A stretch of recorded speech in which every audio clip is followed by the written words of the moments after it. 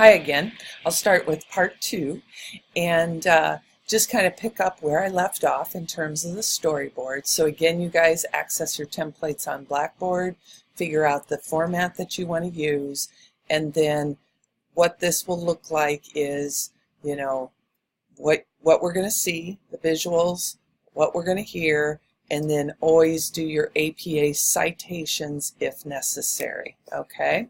So let's just kind of look at this very, very quickly. And this is a movie that I showed you World War II Rationing by Joni Jackson. in lecture on just the other day. Notice what I see, what I hear. Supplies were very short in America because so many of them were being used to make supplies for the soldiers and the war. She picks the pictures for what she's going to say, and then it just continues on. So as you see this movie going, basically this is the storyboard. So each of those pictures are on a screen, and she pastes the picture there, and then what she's going to say. Now Joni's movie was a little bit longer, but it doesn't have to be that long, okay? Again, yours is going to be 1 to 2 minutes, so kind of figure out how much will you need to fill up that amount of time, okay? It won't take too much, okay? So that gives you an idea. Now, what does that look then on the storyboard? So this is what Joni would have handed in. This would have been her first screen.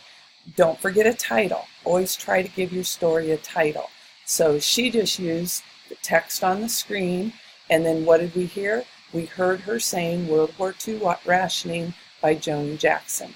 And then that took her about 5 seconds. There were no sources used, so that one's finished. Okay, what do we see next?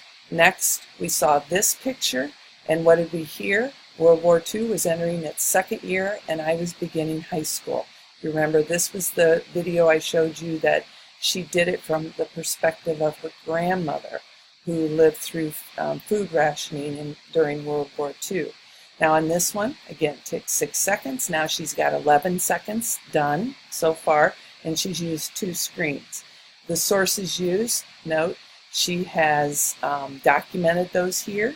And then on your final project, what you will do, you need to document them in APA on the storyboard, and then what you will do is copy them and then make an alphabetical list and hand in the entire list of your resources as part of this project.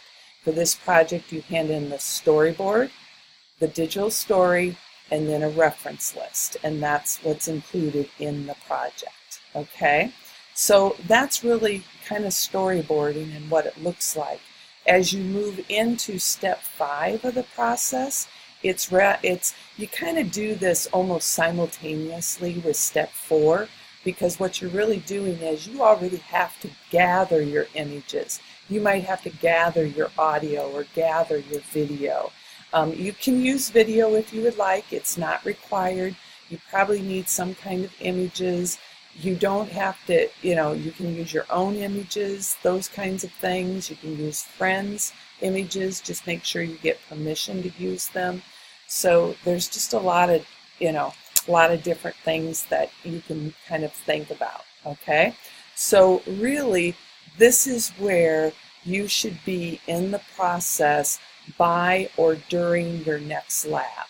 You will be through 1 through 5, and you'll be in great shape. And this is really, you're using the computer to do this, but you haven't really started, putting the video together.